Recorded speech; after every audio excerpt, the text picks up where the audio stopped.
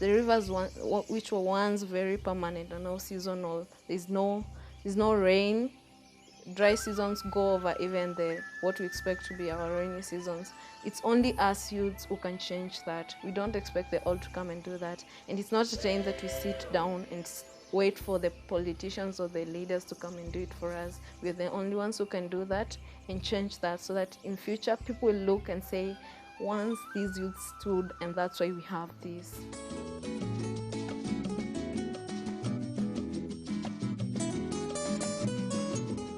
About a year ago, we started a conversation with some high schools in New York about who wanted to honor the memory of Professor Wangari Maathai. They approached us with the idea of seeding a Wangari Maathai Scholarship Fund.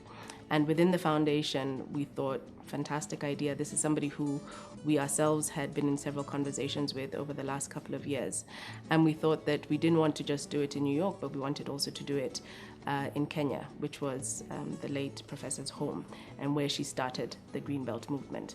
I got a message from them that they wanted to set up a scholarship fund in my mother's name, and they wanted to know if it was okay. Of course, we were more than thrilled, and I know that they wanted to make sure that they did something to recognize the promise of what Wangari Maathai meant to the young people.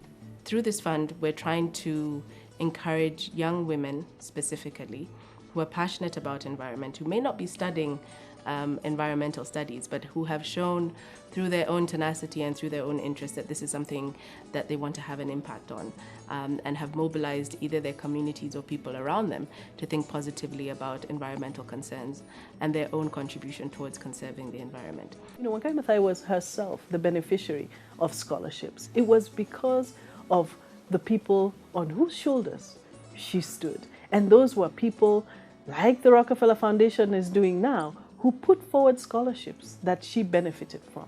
We started engaging with the Greenbelt movement as the custodian really of the late professor's legacy. We got together, the Rockefeller Foundation invited us from the Greenbelt movement to come and discuss this, and it was also decided that we needed to find a reputable organization to run the scholarship, and that's where KCDF was involved. As a grant maker, KCDF is the organization that is doing the actual implementation of the work, competitively going through a process of identifying qualifying candidates of this particular fund.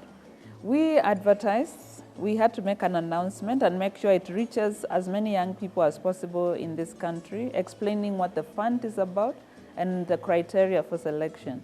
So having put out a call, we then received quite a good number of applicants, and our program team went through a process of trying to see who actually fits in the criteria that we set out. And we were able to reduce the applicants from about 75 to around 5 of them. And then we have a panel of judges. The panel of judges then was able to go through the last 5 of them and personally interviewed each one of them. They had to present themselves physically. During the final interviews, it became very clear that we had found an incredible woman who captured the imagination of this scholarship in a beautiful way. My name is Abigael Ndunda from Matiliku in Makueni constituency. I'm a student at Mount Kenya University.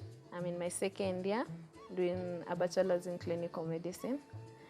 I come from a family of 2.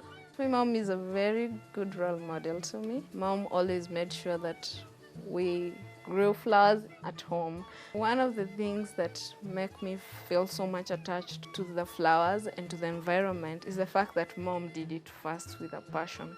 She liked what we did, and whenever she found good work first, she actually made us, she appreciated the fact that we were doing things right. Abigail is such an incredible person because she exudes that promise, that indeed, she gives me hope that we will have a safe future. I'd like to call upon the youths. We come together, we form a group. I'm one of the founders of Matiliku Environmental Youth Group, which is a group that started in 2008. And its main objective is planting seedlings, establishing seedlings directly. Establishing seedlings and the seedbeds, then we grow them and we sell them. The main reason why I decided to get into that is because, first of all, it's my passion to plant trees. I've always loved, seeing our world turn green. She left to go to school 2 years ago, about 2 years ago, but still the youth group continues until today, right? So she was able to infect other people with this passion and enthusiasm which she has had. And I think that was something that was very important to us, that it wasn't just one person who had a great idea, but one person who was actually able to mobilize other people to join in her idea, and even when she was not there physically, for that idea to continue into perpetuity. Part of that money, I'll use it for my school fees. And 2, I have to give back to the society. Matiliku Environmental Youth Group has to feel that they've nurtured someone that is worth. I have to expand our seedlings plantation. I have hope that one day, as long as I have the youths that I'm working with, I know it will change. One day it will be better than it is right now. Right now we can only afford to give that one scholarship. But my hope is that it will grow.